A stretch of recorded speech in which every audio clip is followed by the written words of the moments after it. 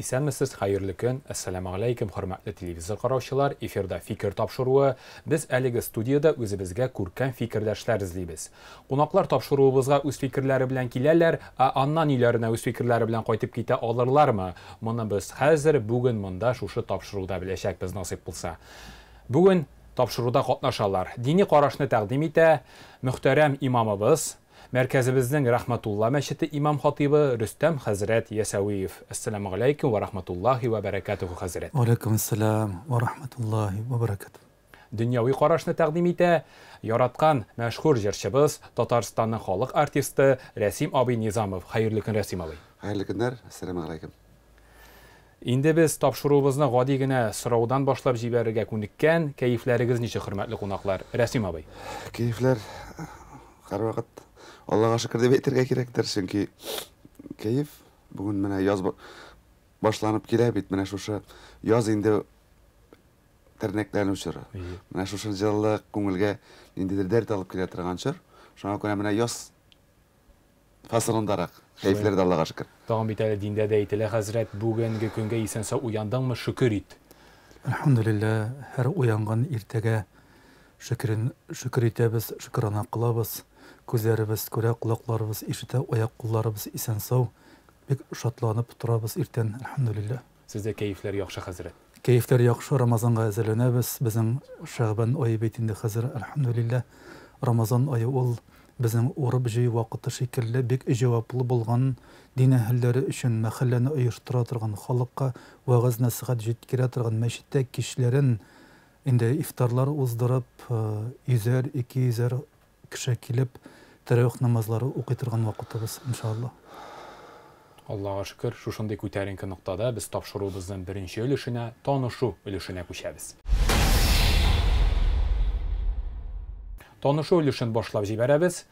Танышу өлешендә без, хөрмәтле кунаклар, бер-беребезнең эшчәнлегенә аз гына бәя биреп китәргә тиеш. Хөрмәтле хәзрәт, Рәсим абый танылган җырчыбыз, җырга, музыкага мөнәсәбәтегез нинди?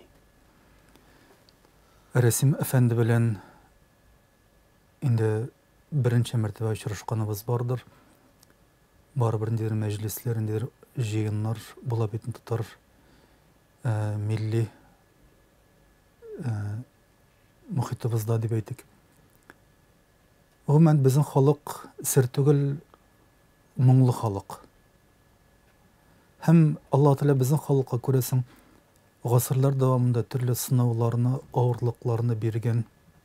Безнең халкыбыз шул авырлыклар аркылы ничектер сынмаска теләп, ничектер бөгелмәскә теләп, ничектер үзен сакларга теләп, күрәсең моңга хирис булган һәм кайгылы, сагышлы вакытларында күрәсең җыр суза торган булган. Шуңа күрә күп галимнәр әйттеләр, димәк, әгәр дә җыр моң индидер гынахка сәбәп булмаганда, ул тыелмаган дигән фикер бар диндә. Һәр хәлдә милләтебездә җырчыларыбыз керткән өлешне без күрәбез һәм бәялибез. Үз рәхмәт фикерегез өчен, хәзрәт. Рәсим абый, сез бүген дингә бик якын утырасыз. Дингә мөнәсәбәтегез нинди? Әлбәттә, менә дингә минем мөнәсәбәтем уңай гына дип әйтсәң дөрес булмас, чөнки уңай дип әйтү, дин безнең тәрбия чарасы шулай ук. Мин җырны да менә шушы тәрбия чарасы белән тәңгәл китерәм. Икесе менә параллель рәвештә бер эшне дәвам итә торган әйбердер дип. Дингә мин үзебезнең дине иң чиста, иң саф ислам динен, инде чөнки ул безнең үзебезнең менә шушы диннең әйттек бит, менә ураза ае хәзер безнең иң чистарына торган, иң безнең бүтән кешене туплый торган сынау ае да шул вакытта. Дин беренче чиратта минем өчен ул менә шушы чисталык, сафлык, паклык һәм тәрбия. Үзебезнең дингә минем хөрмәтем бик зур. Инде мин менә төгәл бүтән инде диннең бүтән тәгълиматларында үтәп барам дип әйтә алмасам да, менә шушы ураза вакытында намазымны укырга тырышам. 5 вакыт булмаса да, менә шушы юлга әкренләп мин Алла берсе шушы юнәлештә киләм. Субханалла. Шулай булсын. Мин зур рәхмәт фикерләрегез өчен, хөрмәтле хәзрәтебез, хөрмәтле Рәсим абый. Без инде тапшыруыбызның беренче танышу өлешен тәмамлап, аны төп өлешенә фикерләшү өлешенә күчәбез.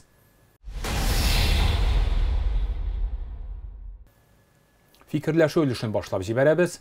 Хөрмәтле кунакларыбыз, хөрмәтле фикердәшләр, бүгенге тапшыру өчен тема иттереп, миңа калса, бүгенге көндә бик мөһим тема, гасырлардан гасырларга бик мөһим тема сабырлык темасы алынды. Сабырлык динебездә дә, хәзрәт, ялгышмасам, иң мөһим югары урында тора, шулай бит. Әйе, халкыбыз телендә юкка гына әйтелми, сабыр төбе сары алтын. Халкыбыз аны алтын дәрәҗәсенә, иң кыйммәтле әйбер дәрәҗәсенә күтәргән. Һәм бу табигый да. Әгәр дә сабырлык булмаса, безнең халкыбыз үзенең динен, телен, гореф-гадәтләрен, үзенең мәсләген, кыйбласын, хәләл ризыгын, никахын, төзек гаиләләрен, тәрбияле балаларын саклап кала алмаган булыр иде. Шуңа күрә без инде сабырлыкка зур бәя бирәбез һәм Коръәндә дә бу турыда бик күп аятләрдә әйтелә, хәдисләрдә бу турыда бик күп мәгълүматлар килә. Әлхәмдүлилләh, мөселманнар элек-электән сабыр булган һәм безнең татарлар, демәк, шул ислам дөньясының бер өлеше булганлыктан тормышларын нәкъ менә дин буенча алып барганнар һәм сабырлыкка көйләгәннәр. Әле бер танылган шәхесебезнең интернет киңлекләрендә видео язмасы чыккан иде. Ул безнең татарга сабыр булу язмышына язылган бугай инде ул. Безгә инде сабыр булмыйча хәлебез юк, шундый язмышка хөкем ителгән халык бугай инде без дигән сүзләр исемә төште. Менә бу очракта чынлап та, хәзрәт, безнең татар халкы сабырлыкка дучар ителгән халык дигән сүз ул дөрес булырмы? Беләсезме,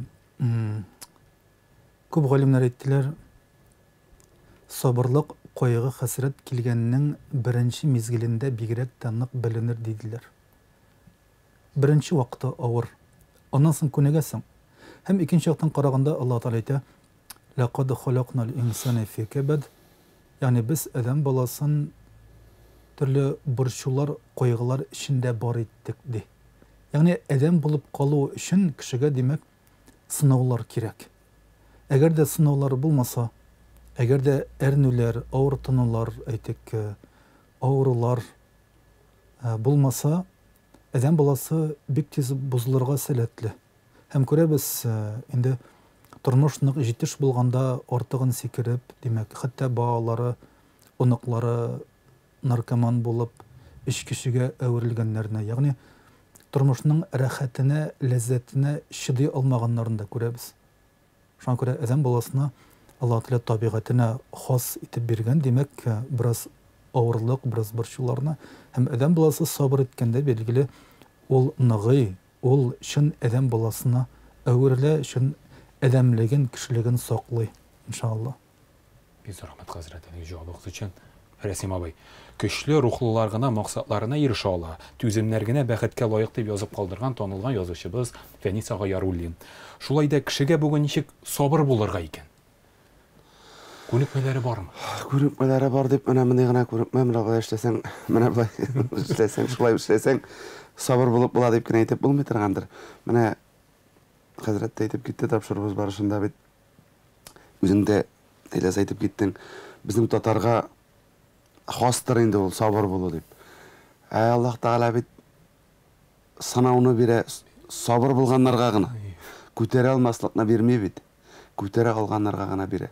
Күтәрә алмаслык, авырлык бирмәмен дигән. Шуңа күрә безнең милләт, димәк, аны күтәрә ала һәм шушы сабырлык булмаса, шушы сабырлыгы безнең милләтнең булмаса, бүгенге көндә без татар булып, бәлки сакланып кала алмаганда булыр идек. Хәтерләгез, менә 1552 елга кире вакытларны менә тарихтан беләбез бит инде. Татарның Казан ханлыгының таркалган вакытын. Шушы вакытта әле менә безнең көнгә хәтле сакланып килгән җыры бар, җыр белән бәйлисем килә минем. Җанкай җанаш дип атыйбыз без аны. Аның төп исеме Казанның алынуы җыры. Атландым да атның ай биленә, үч әйләндем Казан каласын. Еламала Җанкай, ник елыйсың? Барыбер лә бездән аерылып каласың. 4 ел. Нинди татарның бөтен тарихы, бөтен ачысы, төшесе. Җиңелү менә шушы таркалу хәсрәте. Исән калганы каядыр китеп, менә үзенең гаиләсен, үзенең телен, динен саклап калган бит инде ул. Менә бүгенге көндә татар сибелгән, чәчелгән, бөтен җирдә татар яши дибез. Менә аның бит сибелүнең сәбәбе менә шушыннан килә. Беренчесе. Аннан инде башка чаралар булган, башкасы булган. Аннан соң киткән теге диндән ваз кичтерүне башкасынча. Безнең татар менә шушы динен саклыйм дип, телен саклыйм дип читкә киткәч син чит кеше бит инде. Сабыр булмый кая барасың, түзәсең. Шуңа күрә менә бүгенге көндә шушы сабырлык безнең татарны татар иттереп җир йөзендә яшәтеп китерә торгандыр. Тапшыруыбыздың башында Рөстәм хәзрәтебез әйтеп киткән моңлану алымы да сабырлыкны арттыру алымы түгел микән безнең татар халкы өчен? Мин хәзер шул турыда уйлап куйдым әле, Рәсим абый. Ничек уйлыйсыз? Сабыр булу өчен моңламый микән ул безнең халык? Менә шушы сабырлык бөтен ачы хәсрәтен шушы моң булып уларның жанынан чыккан инде. Әби бабайларыбыздан килде бит инде матур. Моңа татар халык җырларыбыз нинди матур, нинди яхшылыкка Без өйрәтеп. менә татар халык җырлары, гомумән татар җырын алсак, без башка милләттән, башка халыктан аерылып торабыз шушы моңыбыз белән. Минем менә фикеремчә, безнең татарны бүгенге көндә тагы да татар итеп тоткан әйбер дин, тел, җыр, моң саклап килә. Рәхмәт, Рәсим абый. Чыннан да тирән фикер. Дин, җыр, тел. Гаҗәп. Мин әле бераз гына уйга да калдым. Бу чиракта мин Рөстәм хәзрәттән дә сорарга телим. Хәзрәт, сабырлыкны арттыру күнекмәләре дигәндә минем ишеткәнем бар. Күбрәк гыйбадәт кыл. Гыйбадәт аша сабырлыгыңны арттырырсың. Намазга бас, дугалар укы. Менә шундый алымыбызны безнең Мөхәммәд пәйгамбәребез дә әйтеп калдырган ялгышмасам. Диндә бармы мондый сүзләр? Сабырлыкны арттыру күнекмәләре дидек. Пәйгамбәрбез саллаллаһу алейхи ва саллям сахабаларга авырлык килгәндә, югалту килгәндә инна лиллаһи ва инна илейһи раҗиун дип әйтергә өйрәтә. Ягъни Коръәндә бар бу аят Әл-Бақара сүрәсендә без барыбыз да Аллаһтан һәм без барыбыз да Аллаһка кайтачакбыз. Шул мәгънәдә. Һәм сахабалардан сахаба хатын-кызларыннан булган Умму Саламаның ире Әбу Салама үлгәннән соң Умму Салама шу дуганы укый. Пәйгамбәрбез саллаллаһу алейхи ва саллям өйрәткән дуганы һәм моңа өстәп, ягъни без Аллаһтан һәм Аллаһка ягыннан кайтачакбыз дигәнгә өстәп Аллаһумма җурни фи мусибати ва ахлиф ли хойран минха. Я Раббим Аллаһ, миңа югалтуыма күрә әҗер савабны бирсәң иде. Һәм шушы югалтуымны хәерлерәге белән алыштырсаң иде дигән дуганы өйрәткән була Пәйгамбәрбез саллаллаһу алейхи ва саллям. Умму Салама бу дуганы укый. Ләкин үзе уйлый, каралы, минем иремнән дә яхшырак, хәерлерәк кеше бармысың инде ул? Дип уйласа да, соңыннан Аллаһның рәхмәте белән тагын да хәерлерәк кешегә тап була. Ул да булса Пәйгамбәрбез саллаллаһу алейхи ва саллям үзе. Пәйгамбәрбез саллаллаһу алейхи ва саллям аны хатынлыкка ала Умму Саламаны. Шуңа күрә югалту булганда, хәсрәт булганда, авырлык килгәндә менә шу дугаларны укып Аллаһ Тәгаләдән хәерлесен сорау гадәте бар безнең халыкта. Әлхәмдүлиллаһ. Аллаһка шөкер. Бик рәхмәт хәзрәт. Җавабыгыз өчен. Киләсе сорау. Сабыр төбе сары алтын дип безнең хәзрәтебез әйтеп китте. Безнең халкыбыз шулай дип әйтергә яраткан. Чынлап та сабырлыкны алтын белән ул тиңләштергән. Хәзерге яшь буын барысында монда һәм хәзер аларга ярата. Бәлки кемдер гаепли монда заманча тәрбияне, кемдер интернетны, чөнки барысы да бик тиз бара бүгенге дөньяда, хәтта ритмына кайвакыт өлгереп тә бетә алмыйбыз, бигрәк тә өлкән буыныбыз аңлап бетерми бу тизлекне.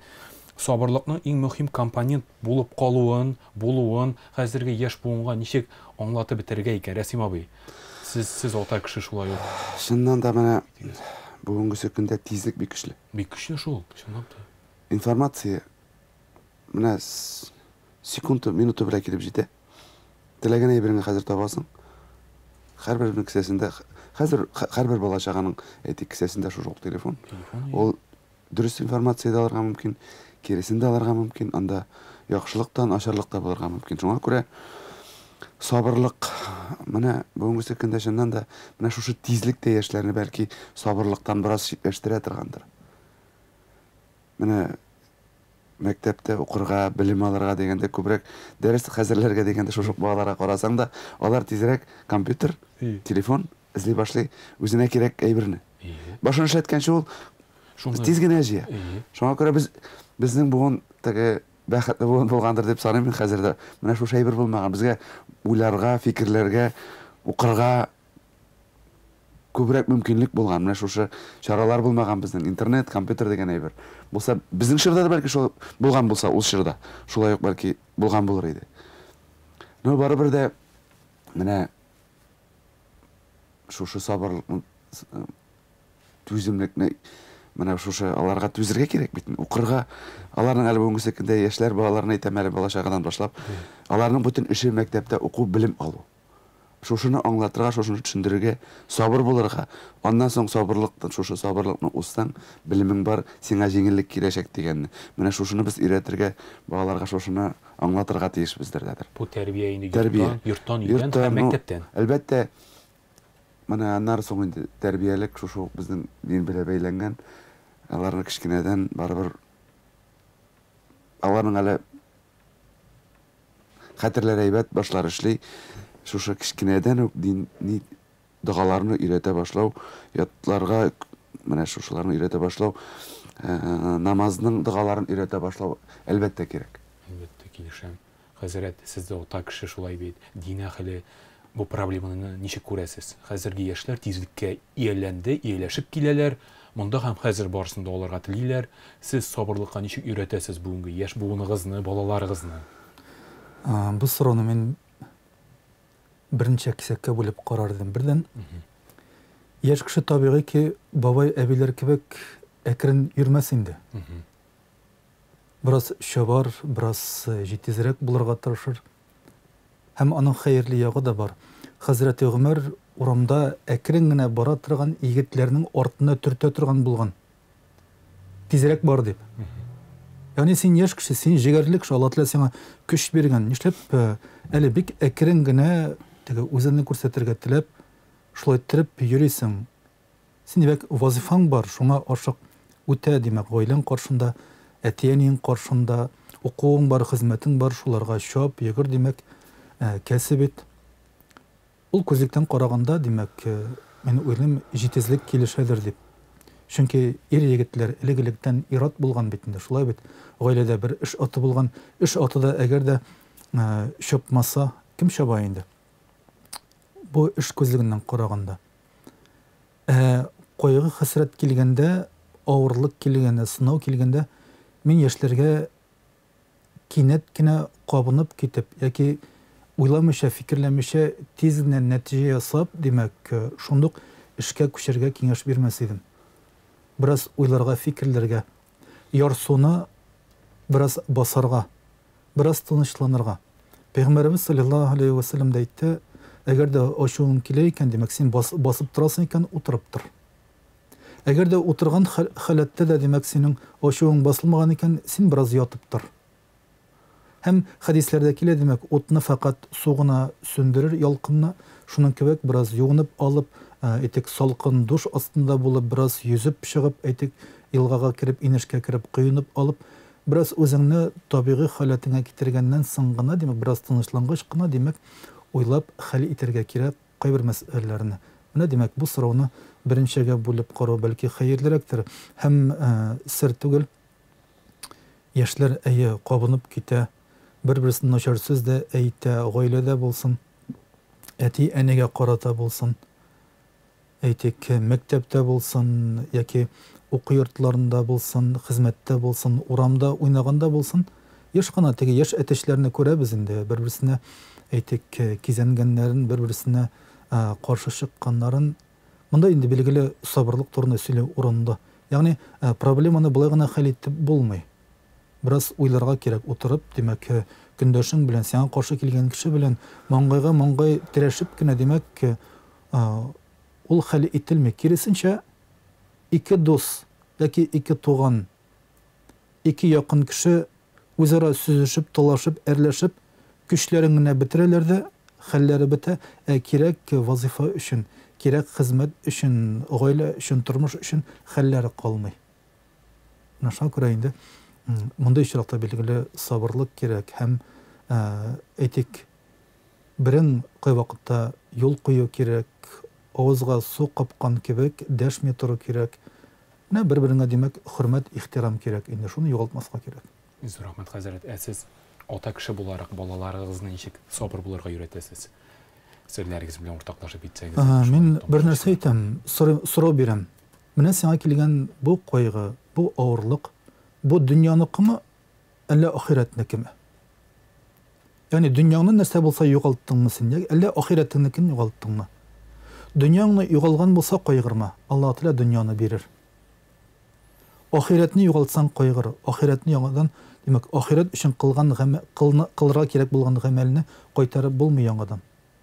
Дөньяныкын кайтарып була, димәк, анда күп кеше мәсәлән, хәзерге заманда машинасы белән бер нәрсә булса, инде йөрәген тотып, өйәнәгә башлана, мәсәлән, бер нәрсә югалтса, бер нәрсә акчасы кимәсә, бизнеста берәр каршылыкка очраса, инде бөтенләй хәле бетеп йыгылган егетләребез бар, һәм күп кенә егетләребез янып бетәләр кызганыч, янганнарын күрәбез. Бу дөнья дип кенә карарга кирәк. Бу дөнья Аллаһ каршында кыйммәтле бер түгел. Кыйммәтле бер түгел. Аның өчен артык борчылып хафаланырга кирәкми.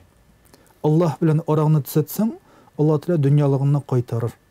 Кешеләр белән араңны димәк көйләр, Аллаһ белән араны төзәтергә кирәк. Сахабалар элек-электән шулай эшләгәннәр. Әгәр дә дөяләре, атлары, чыгымчылы дулый башласа, ярсый башласа, димәк, тыңламый башласа, алар уйлаганнар, кара әле Аллаһ каршында берәр гөнаһым юк микән? Хатыны тыңламаса, баласы тыңламаса, уйлаган, фикерләгән, кара әле Аллаһ каршында берәр гөнаһ кылмадым микән? Аллаһ белән арасын төзәткәндә, көйләгәндә, Алла Тәала аның кешеләрен, хайваннарын яңадан тәүфикка утырткан, димәк, гаиләсе яңадан көйләнеп киткән. Әлхәмдүлилләх. Рәхмәт, хәзрәт, җавабыгыз өчен. Рәсим абый, сез үзегез сабыр кешеме? Ничек уйлыйсыз? Мин менә сабыр булырга тырышам. Минем гадәтем бар. Тиз кызып китә торган гадәтем дә бар. Мин һаман менә инде ул теге элегрәк чакта бигрәк тә булгандыр. Кызып китәм дә тиз генә суынам да. Бала ярамый бит дисең үзеңә. Ул кызулык. Юлап буламы? Холык бит инде ул. Холык ул. Кызулык аны тәрбияләргә кирәк шулай ук үзеңдә шушы холыкны. Холык дип әйттегез бит. Аны тәрбияләргә кирәк. Кызып эшләгән эшнең бер вакытта да нәтиҗәсе булмый. Ашыгып, кударланып, кызып эшләгән эшнең. Я бер нәрсә син шул кызулык белән бер нәрсәне җимерәсең, киредән эшләргә кирәк була. Яңадан башларга кирәк була. Шуңа күрә мин менә тукта хәзер башта нигә ашагасың башта уйлыйсың менә шушы. Бу сынауны үттең бит инде син теге вакытта кайчандыр. Менә шуны эшләгәндә шуны җимердең дә яңадан эшләдең бит инде. Менә миңа кирәк, менә хәзер кирәк. Менә шушы кызулык бар миндә. Тукта, менә сабыр итсәң, я башкачарак эшләп була. Башкачарак, яхшырак эшләп була. Менә шушы әбәд яңадан кыйтсак, сабырлыкка кайтып кала бит әйбер. Шуңа күрә шушы булган шушы үземдә әле дә кайчакта кабырым китә ул, бар инде ул. Ул теге холык дибез, характер дибез бит инде. Аннан теге шулай бардыр инде син. Шуңа күрә менә үзеңне киртәдә тотарга кирәк. Тәртәдә тотарга кирәк. Рәсим абый, безнең халыкта сүз бар бит. Кеше олыгына кеше турында әйтәләр. Хәзер тынычланды инде ул, яшьлегендә мондай гына түгел иде, кызу иде әле ул. Сездә дә бармы мондай бер яшь барган саен әзгенә? Менә шул төпләнү, утыру, тәҗрибә, акыл теге акыл кирде нәңә диләр кеше шуңа. Акылда керә торгандыр керен генә. Акыл җыясың, дөресен әйткәндә яши. Акыл җыясың. Сабырлык, акыл белән бергә сабырлык. Сабырлык, акыл белән бергә сабырлык килә. Рәхмәт фикергез өчен. Аннан соң Рәсим абый тагын бер сорау. Рәсим Низамов язмышлардан узмыш бар дип җырлый. Язмышлардан узмыш бармы соң? Шуны кызык сорау биргән. Язмыштан узмыш юк дигән әйберне әйтәбез бит еш кына. Язмыштан узмыш юк дибез. Язмышка шулай язгандыр инде дибез. Без аны бит белмибез. Аны бер Аллаһ Тәгалә генә белә. Шуңа күрә язмысым шушыдыр инде дип, шушыңа битләнеп утырсаң, шушыңа шикләнсәң, җырның нидә мәгънәсе дә шунда. Гамәл кылды шулай. Гамәл кылырга кирәк, эшләргә кирәк, алга барырга кирәк. Язмышың менә шушыдыр инде дигән, менә миңа шулай язгандыр, шулай яшәргә тиешмен дип мискенләнеп яшәү түгел. Киресенчә, тырышырга, алга барырга. Аның мәгънәсе шунда. Хәзрәт, диндә дә сабырлык белән янәшә тәкъдиргә буйсыну дигән сүз йөри. Бу нәрсә дигәнне аңлата? Тәкъдиргә буйсыну һәм сабырлык. Беләсезме? Peygamberimiz sallallahu aleyhi ve sellem başta hatın kızlarına ziyaretka kirden tıygan. Ne için tıygan? Uylap qarayıq әле.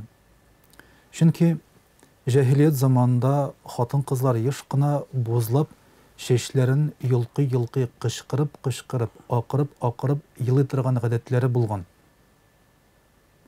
Soňundan hatın kızlar dini terbiye olgandan soň Peygamberimiz sallallahu aleyhi ve sellem hatın kızga ziyaretka kirden tıymagan.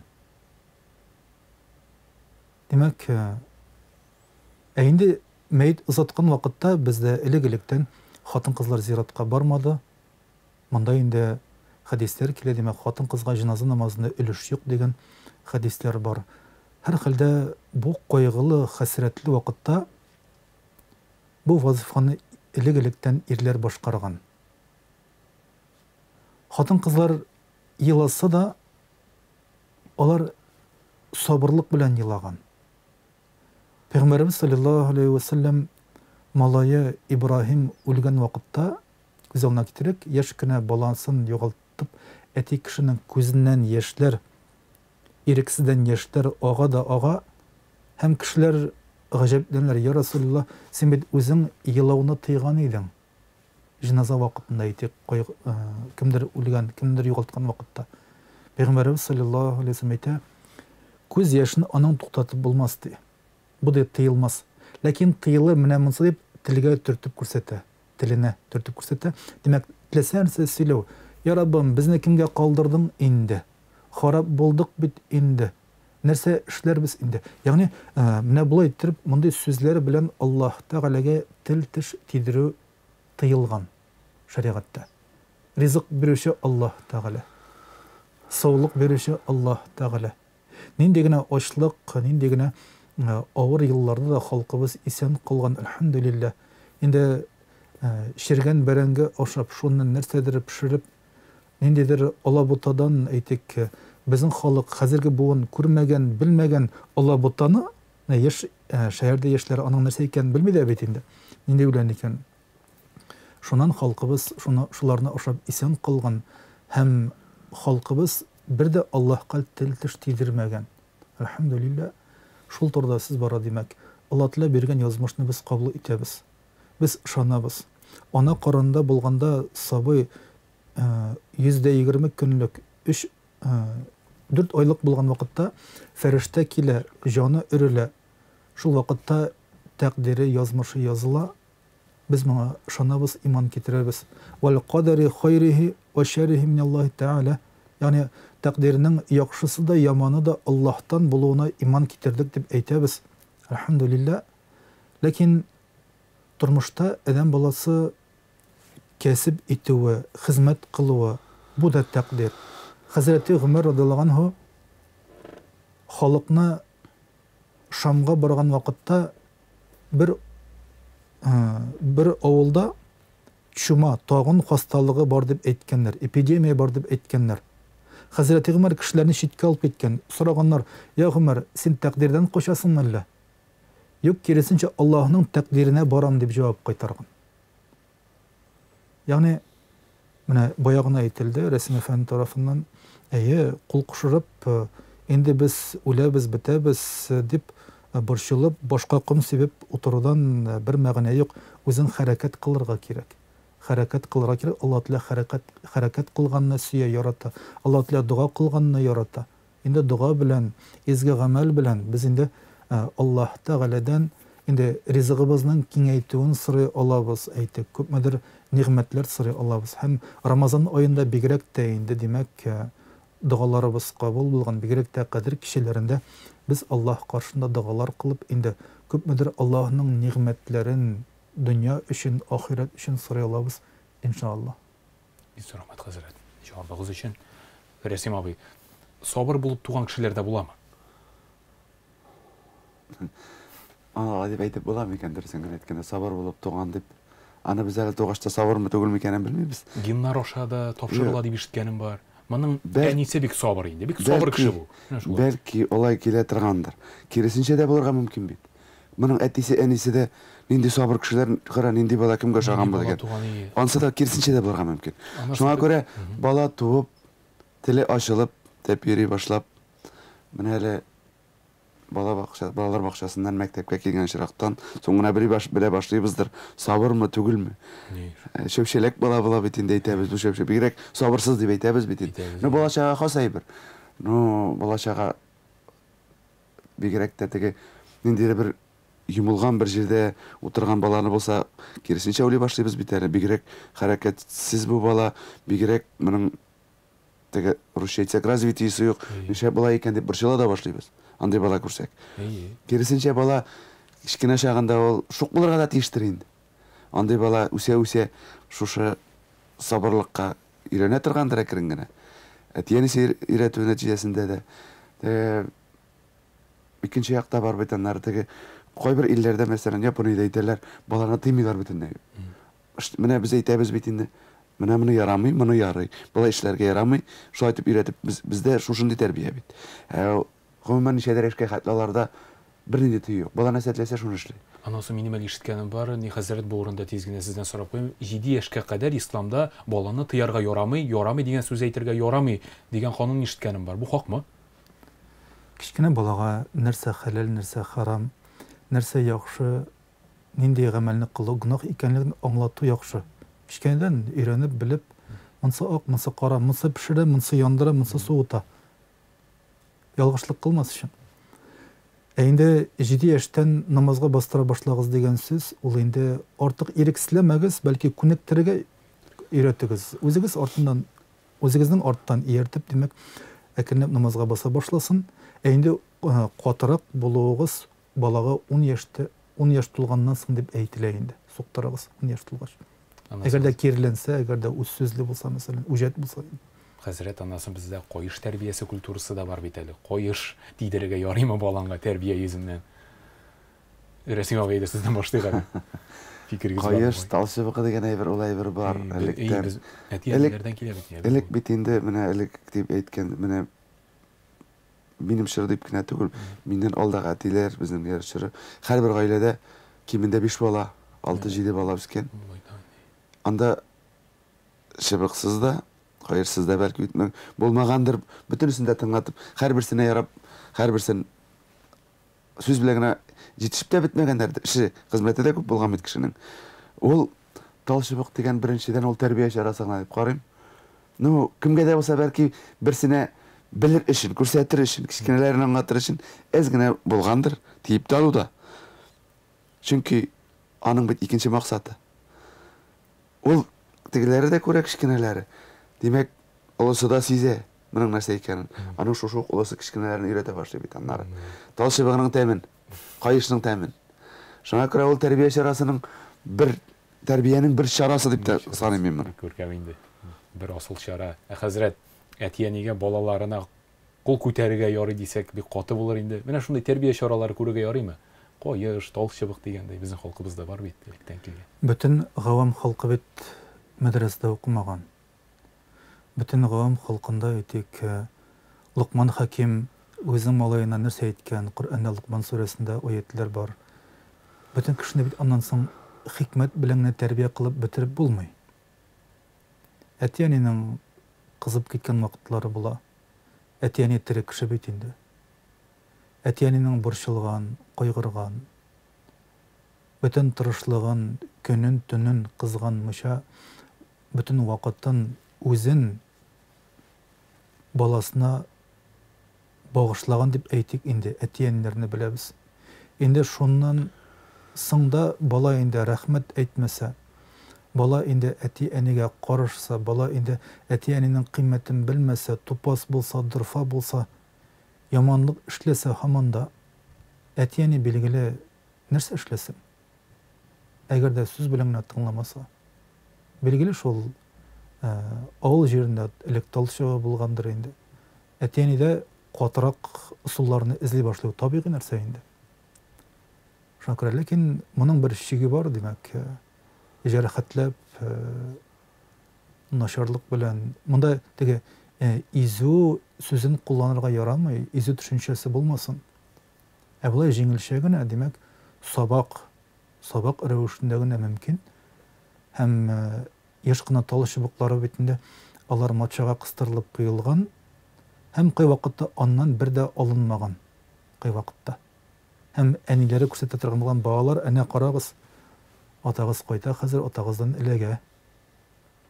Балаларга димәк, кай вакытта әти кешенең кырыслыгы да кирәк булгандыр инде. Шулай бит. Ничек тыйып бетерәсең шул беренче баланы, һәм һәр балада үзенә күрә холык, фигыль, һәр бала белән бит инде кичкенә сабый белән утырган кебек узаклап аңлатып, теге рус телендә сүсү кытса дигән сүз бар инде. Татарчасын әйтә алмыйм, кызганыч. Жүзү килеп утырды. Һәр бала белән бит инде алай авызны җәеп, узаклап сөйләшеп утырып булмый. Biraz кырырак та әйтергә туры килә. Бәдилләп утырмыйбыз дибез инде. Аннан соң Татарчасы. Рәсим абый тагын 2 чиракка тукталасың килә. Сабыр булу чиракларының моның беренче чирагы кешене фаҗига басып китә. Бу мондый гына кеше түгел иде. Менә күп кайгы узды инде моның башыннан. Шуның белән менә шундый гаиләдә ул тыныч кына, сабыр гына булды бу. Яки инде икенчесе күбрәк ир егетләргә кагыла. Армия хезмәте бар иде бит. Совет чорына бигрәктә 2 ел хезмәт итеп кайта. Менә бөтенләй икенче кеше булып кайтты бу. Бу бит мондый түгел иде. Сабыр, ниндидер тормышны күргән кеше сыман кайта. Менә хәрби хезмәт, мисал өчен бер мисал, һәм күп фаҗига күрү. Менә шушындый тормыш сынаулары да кешене сабыр итә аламы тормышында? Шул ук фаҗига дип менә әйтик, кешегә килә. Башында ук әйтеп киттек бит, адәм баласына Аллаһ Тәгалә күтәрә алмаслык сынау бирмәс дигән. Димәк, нәрсә өчендер биргән ул аны? Сәбәбе бар. Бәлки ул кеше кайчандыр ниндидер гынахлары булгандырмы, ялгыш юлда булгандырмы бәлки. Бәлки хәрәм белән күбрәк бәйләнгән. Шушыны аңлап дөрес юлга бастыру өчен бәлки бирә торгандыр. Аның сәбәбе бит, димәк, уларны биргән, сәбәбе бар. Кеше шуннан соң басылган, әйтик, сабырланган. Ниндидер нәтиҗә ясаган. Менә шушыннан соң килгән, шушы әйбер өчендер бәлки. Менә шушы сабыр булсын өчендер. Туры юлга бассын өчендер, аңласын өчендер. Армия мәсьәләсенә килгәндә инде армия өченнән дә ул шул ук тәрбиядә булгандыр. Зур тормыш мәктәбе. Зур тормыш мәктәбе, әле ул малайлыктан чыккан егет булып килгән кеше, тагы да зур үсеп, инде читкә китеп, авылдан ярак китмәгән җегетләр бит инде, әйтик, каядыр читкә китеп, дөньяны күреп, әле ул корал күреп, менә үзен чын ир итеп хис итеп кайткан, шуннан да ул тәрбия.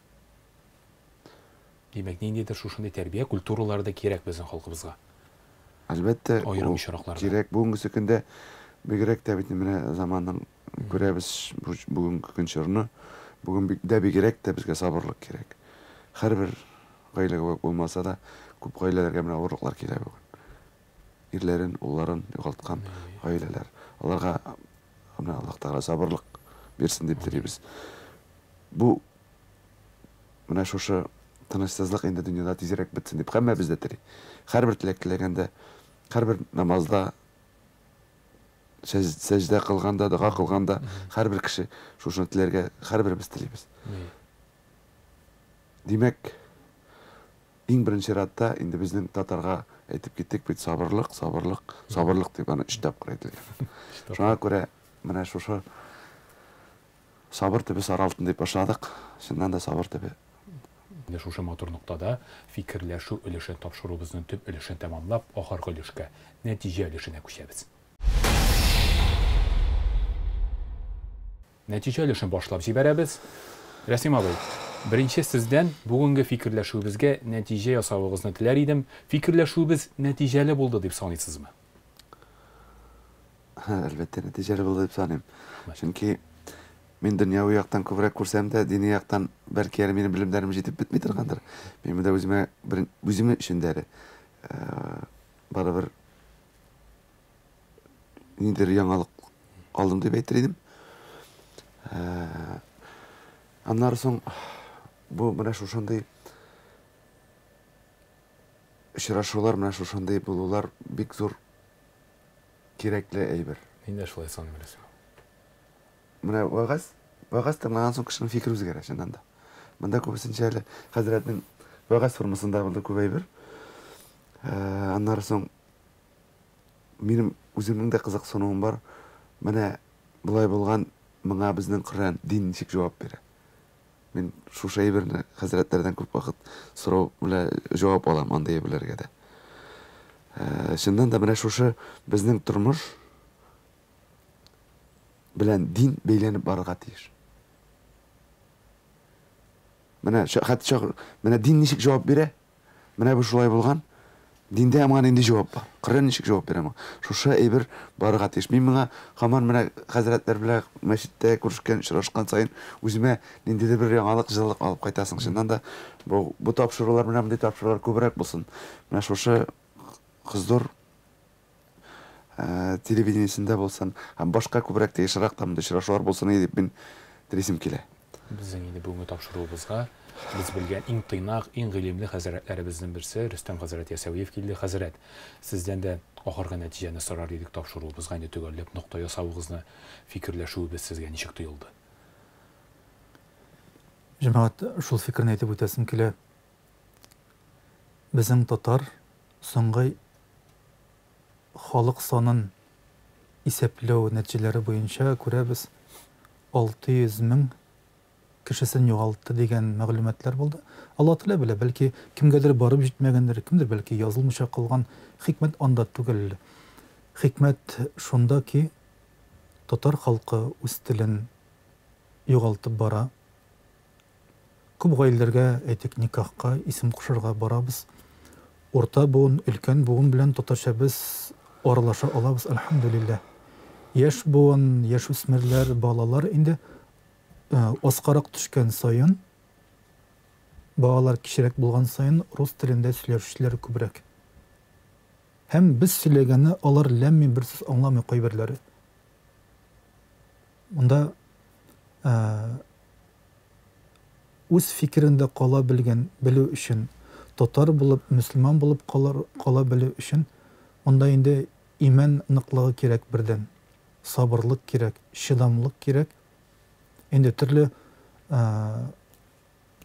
авырлыкларга бирешмичә алга бару кирәк. Һәм безнең халыкта да бит инде кыз баланы кияүгә биргәндә барган урыныңда таш бул дип әйтә торган булганнар. Таш битендә учып китми, мамык түгел бит инде, шулай бит җилгә яңгырга бирешми, шунда кала бит инде еллар, гасырлар дәвамында. Ягъни син дә барган урыннан чыгымчыланып йөрмә димәк, әллә кая тәртәгә тибә торган булма димәк. Барган кияүгә чыккансың икән, димәк, гаиләңне саклап, тыныч кына яшә инде балакаем. Менә шундый сабырлык кирәк милләтебезгә, гаиләләрне сакларга, димәк, тормышыбызны дини, милли төсмерләргә байытыр өчен балаларыбызга дини тәрбия кирәк, милли мөхит кирәк. Гаиләдә инде татар телебезне матур итеп сөйләшеп, әти-әнигә хөрмәт белән карап, өлкәннәрне ихтирам итеп, димәк, татарлыгыбызны, мөселманлыгыбызны кире кайтару кирәк. Безнең бүгенге фикер тапшыруында кунакта дини карашны тәкъдим итте безнең мөхтәрәм имамыбыз, мәркәзебезнең Рәхмәтулла мәчете имам хатибы Рөстәм хәзрәт Ясауиев. Ассаламу алейкум, бик зур рәхмәт хәзрәт килгәнегез өчен. Алейкум ассалам ва рахматуллаһи ва баракатуһ. Дөньяви карашны тәкъдим итте безнең инде яраткан җырчыбыз, Татарстанның халык артисты Рәсим абый Низамов. Бик зур рәхмәт Рәсим абый вакыт тапып килгәнегез өчен. Рәхмәт үзегезгә. Без әлеге тапшыруда үзебезгә күркәм фикердәшләр таптык дип уйлыйм. Фикердәшләребез өйләренә нинди фикер белән кайтып киттеләр? Монысын хөрмәтле тамашачылар, сез хәл итәсез, ә без инде бүгенгә саубуллашабыз. Ассаламу алейкум ва рахматуллаһи ва баракатуһу. Сау булыгыз.